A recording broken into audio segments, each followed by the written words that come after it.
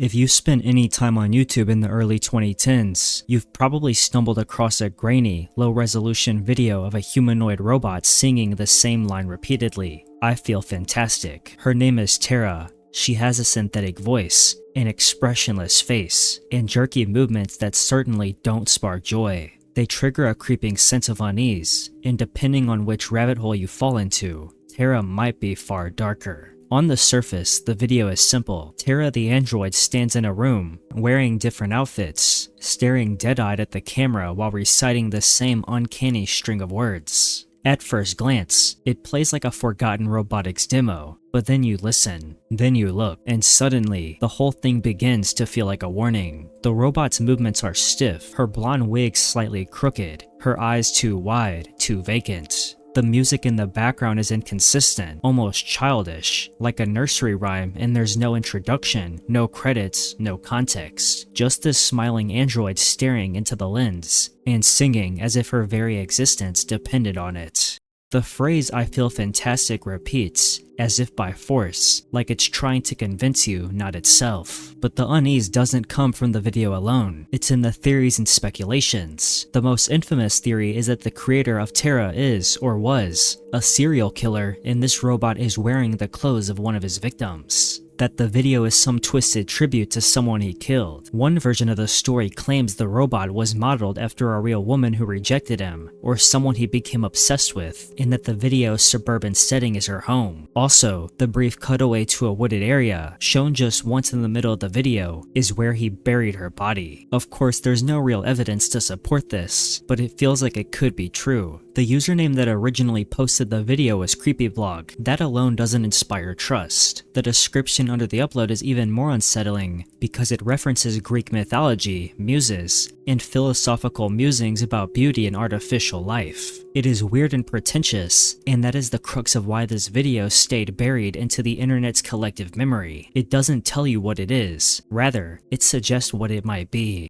The ambiguity becomes the horror. Every detail, the emotionless face, the robotic voice, the strange transitions between outfits takes on meaning when viewed through the lens of suspicion. Did the creator want us to feel disturbed, or was that just an accident of coincidental timing? Is Tara supposed to be an art project or a digital confessional? Even attempts to debunk the video don't fully take away its power. Yes, the creator, John Bergeron, claimed Tara was just an android designed to sing pop songs as part of an abandoned tech demo. Yes, Tara was used to sing tracks like Silent Night and Perfect Day, none of which garnered the same morbid fame. But even with an explanation, this video, the original I Feel Fantastic, feels cursed. Like you're watching something that shouldn't have been posted, or something that wasn't meant to be watched. There's something extremely terrifying about a machine insisting that it feels fantastic when every part of it suggests the opposite. The way it repeats, not just once, but over and over. Staring, smiling, convincing, until you're left with the question you didn't expect to ask. Who is she trying to convince? Me or herself? Either way, we still don't feel fantastic.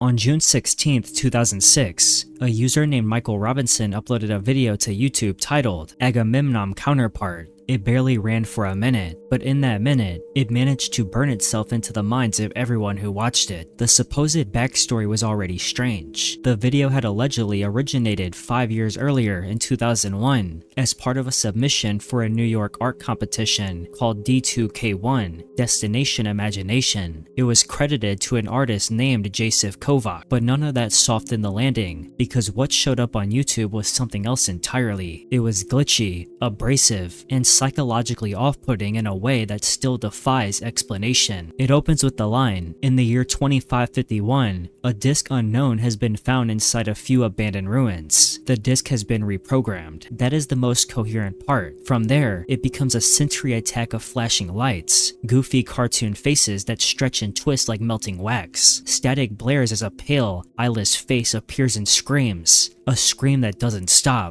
There's no narrative or explanation, just chaos, broken up by a recurring phrase, "Let's make a new friend." That friend never arrives. Instead, we get jump cuts, a red background, digitalized moaning, and incomprehensible horror. It's like someone tried making a children's show while having a breakdown in a server room. It's funny for about 5 seconds, until it isn't. But the most disturbing part isn't the screaming, it's the text at the end. The screamings in the background are said to be the victim of the Korbaha Japanese non-consensual sex act, which was one of the most violent non-consensual sex acts ever seen. The killers behind this act were never found. The body was found near the shack where the video was found. There is no evidence that such an event ever happened, but that detail, that sentence, transformed Agamemnom counterpart from strange to frightening. The internet latched onto it. Conspiracy theories came from everywhere. Some Reddit users claimed the video was cursed. A creepypasta soon followed, describing the video as haunted or as part of a broader child trafficking ring. In every theory, one idea stayed consistent. The video wasn't supposed to be seen, and yet it was everywhere. Not because YouTube promoted it, but because people shared it.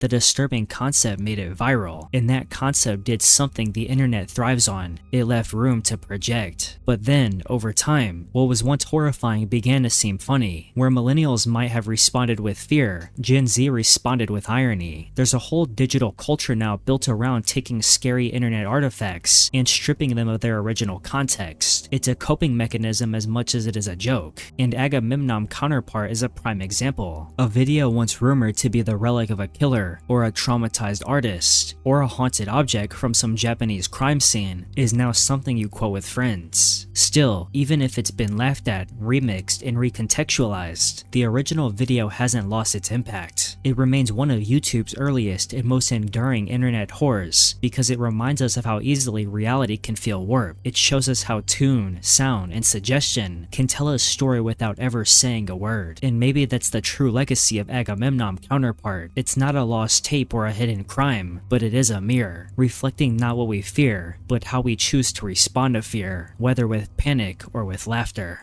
In the dark corners of YouTube history, few videos have lodged themselves into the cultural mind quite like Obey the Walrus. First showing up in the late 2000s, the video is infamous not because of gore, violence, or explicit content, but because it disturbs you in a way that feels primitive. It is an example of how something seemingly harmless can unsettle millions through atmosphere alone. The video opens innocently enough with a lip-synced animation of Andros, the villain from Nintendo's Star Fox series, mouthing the words to Itsy Bitsy Spider in Spanish. What follows is an increasingly chaotic fall into visual and audio distortion, eventually landing on a grainy clip of a thin, drag-clad figure dancing with an umbrella. The camera zooms, the music slows, the screen distorts, and just like that, you're watching one of the most cursed clips on the internet. The dancer in the video is Sandy Crisp, better known by her stage name the Goddess Bunny. Born in 1960 in Santa Monica, California, Crisp was a transgender woman, a drag performer, and a polio survivor. The illness and subsequent medical malpractice during her childhood led to permanent disfigurement, but despite, or perhaps because of her physical limitations, Crisp remained a commanding figure in the Los Angeles underground drag scene, eventually starring in the 1998 documentary The Goddess Bunny, which shed light on her artistry and life. The footage from Obey the Walrus was sourced from that documentary. For many viewers, especially those who saw it at a young age, the distorted movements and haunting soundtrack were a form of digital trauma. The internet did what it does best, responded. Reaction videos, conspiracy theories, creepypastas, and speculative essays flooded forums like 4chan, Reddit, and the now defunct YouTube comment sections. A theory emerged connecting the video to a fictional Latin America called La Morsa, complete with a fabricated story about a battle between ancient spirits and a messianic walrus-like protector. It was the kind of narrative only the early internet could produce, part satire, part horror. At some point, Obey the Walrus was no longer just a video. It was used as a meme or a legend. For some, it was deeply offensive, a mockery of disability and identity, used for shock value. For others, it was artistic, an unfiltered expression of absurdist horror, rooted in real-world vulnerability. And for a newer generation generation of viewers. It's seen as unintentionally funny, an artifact of early internet edgelord culture and cursed video nostalgia. In the years that followed, Sandy Crisp continued to perform and speak out, but her association with the disturbing clip never faded. After she died in 2021 from COVID-related complications, many returned to the video with fresh eyes. Some offered sympathy and respect, others doubled down on the creepypasta mythos. Either way, Obey the Walrus became a reminder of how real people are often consumed, repackaged, and turned into spectacle on the internet. There's a specific kind of horror that doesn't rely on jump scares, blood, or monsters. It's quieter and deeply human. In 2010, a video titled "My Dead Great-Grandma's Coffin in My Own Backyard" was uploaded to YouTube by a deaf content creator known as DJ Deaf Joey. At first glance, it plays like every other video, but for those who sit with it, watch it through, and truly absorb what's happening, it reveals itself as one of the most disturbing videos on the platform. The video begins with Joey calmly using sign language to explain what we're about to see. There's no eerie music, no dramatic buildup, just storytelling. Joey explains that he removed his great-grandmother's coffin from the cemetery due to poor maintenance and decided to bring it to his own backyard where he felt it would be safer, more respected. It's unsettling enough to imagine a relative buried behind your home, but Joey doesn't end there. The video then shows him opening the casket, and suddenly, a decaying corpse is staring back at the camera, his great-grandmother. That's when the video turns from odd to nightmarish. Joey leans into the open coffin and kisses her, not once, but several times on the mouth, all while expressing love and tenderness, describing how much he missed her and how he believed this was what she would have wanted. The internet has a short memory, but some videos remain in our heads for a long time. My Dead Great-Grandma's Coffin is one of them because it forces us to sit with something truly taboo: what we do with our dead. In Western culture, death is typically kept at arm's length. We outsource it to hospitals, to morticians, to cemeteries. It's sanitized, spiritualized, and most of all hidden. But this video is the opposite of all that. Joey's actions tear down that cultural barrier, and whether you interpret it as trauma, grief, love, or delusion, it forces you to ask just how far is too far when honoring the dead. At the heart of this video is grief. Messy, misunderstood, uncontainable grief. Joey was mourning, in his own way, in his own language, and that makes the discomfort harder to dismiss. You're not watching a villain or a prankster. You're watching a grandson attempt to rewrite a connection he never had through a gesture that many find horrifying, but he may have found healing. And maybe that's why the video haunts viewers long after it's over. It's not about gore or ghost, but about what happens when the internet, a space built for spectacle, becomes a platform for grief too complex, too personal, and too unsettling to fit into a neat category. That's the thing about horror in the digital age. Sometimes it's not fictional.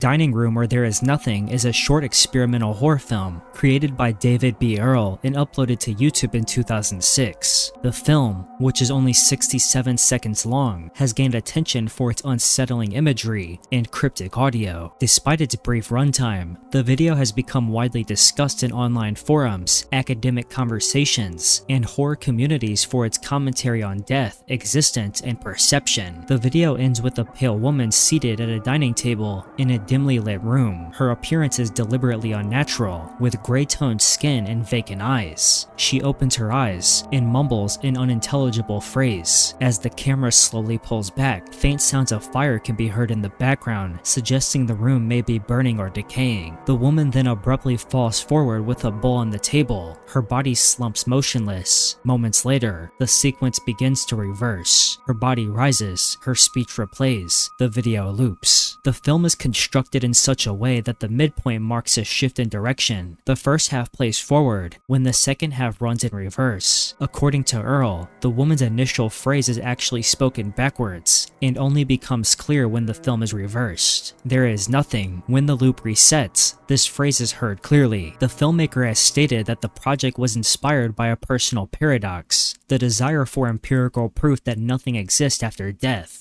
In Earl's own words, the film was meant to blur the distinction between the two states, which would be life and death, and to state the paradox by showing someone who is coming back from life or death and denies its existence. In this interpretation, the woman represents a person who returns from death only to declare that nothing is there. This concept creates a contradiction. If one can return from death, then death cannot be nothing. In the broader context of internet horror, Dining Room Where There Is Nothing stands apart from other disturbing videos because of its minimalist approach. It does not rely on violence, gore, or shock value. Instead, it uses subtle elements like sound, expression, movement, and structure to evoke discomfort. This aligns it with other experimental horror works that prioritize atmosphere and concept over direct storytelling. Generally, the short film continues to be viewed, shared, and discussed nearly 2 decades after its release. Its ability to disturb lies not in what it shows, but in what it refuses to explain. The woman's repeated claim, "There is nothing," leaves viewers questioning the boundaries between life and death, present and absent, and meaning and meaninglessness. Shaye St. John is a fictional internet character created by artist Eric Fournier between 2006 and 2009. A series of short, surreal videos featuring Shaye was uploaded to YouTube and other platforms, rapidly gaining attention for their erratic editing style and inexplicable dialogue. The backstory behind the character, combined with the video's weird production, quickly earned Shaye St. John a place on the internet as one of the strangest and most disturbing figures to ever circulate online. According to Fournier's invented biography, Shaye St. John was once a supermodel who suffered a tragic accident that left her disfigured. In response, she allegedly rebuilt herself using mannequin parts, wearing plastic limbs and a molded mask over her face. None of this was explained directly in the videos. Instead, viewers were left to interpret Shaye's behavior and world through rapid cuts, unsettling facial prosthetics, and looping monologues that were either humorous or horrifying. The most well-known video in the series is Hand Thing, uploaded to YouTube on July 13, 2007. In it, a masked figure with long blonde hair stands stiffly in a cluttered room, rhythmically tapping one mannequin hand on top of the other. Another character, presumably a neighbor, appears off screen to ask, "Shaye, are you still doing that hand thing?" The video description claims that Shaye was staying at a friend's cousin's house when she began the repetitive behavior. It continues. It got so bad that the next door neighbor started doing it too. Like most of Shaye videos, Hand Thing doesn't follow a clear narrative structure. There is no obvious conflict, resolution, or character development. The editing is deliberately confusing, with extreme close-ups, distorted audio, and jump cuts that suggest an unstable mental or emotional state. The character herself, with her fixed smile and disjointed movement, exists in a space between satire and horror. The do-it-yourself aesthetic, combined with Shaye's heavily masked identity, suggests themes of body dysmorphia, identity fragmentation, and post-trauma performance. Her character constantly refers to herself as an actress, magician, model, and entertainer, an overload of personas that seem deliberately at odds with the fragmented way she's portrayed. While copies of the videos continue to circulate, many were taken down over time due to YouTube shifting content policies. On December 18, 2017, the original Shaye St. John channel was officially terminated by YouTube for violating its terms of service. No formal statement was issued. Thank you very much for watching this video, and if you enjoyed, make sure to leave a like. Comment down below your thoughts on any of the disturbing YouTube videos I discussed in this video, and subscribe if you would like to see a part 2 or more videos like this one. Thank you again, and goodbye.